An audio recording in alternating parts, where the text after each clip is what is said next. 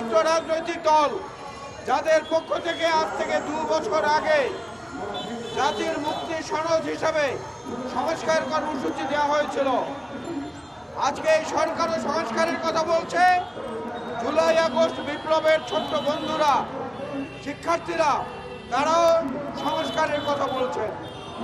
আমরা সেই সংস্কারের জন্যই একত্রে এক মিছিলে এক কাতারে সামিল হতে চাই, যেখানে ইসলামপন্থী দলগুলো থাকবে, অন্য ধর্মের মানুষরাও থাকবে, গণতান্ত্রিক আকাঙ্ক্ষার মানুষরাও থাকবে এবং বাংলাদেশের স্বাধীনতা সার্বভৌমত্ব অক্ষুণ্ণ রাখায় যারা দৃঢ় প্রতিজ্ঞ তারাই সেখানে থাকবে।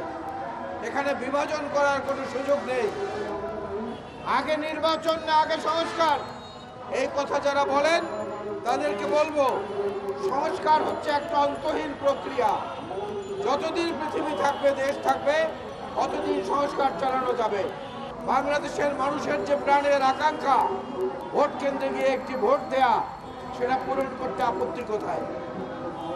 সেই নির্বাচনের মাধ্যমে যদি একটি নির্বাচিত সরকার প্রতিষ্ঠিত হয়, তাদের কাছে যে শক্তি থাকবে, তাদের যে সাহস থাকবে, তাদের যে দক্ষতা থাকবে, তা দিয়ে অনেক সমস্যা সমাধান করা সম্ভব।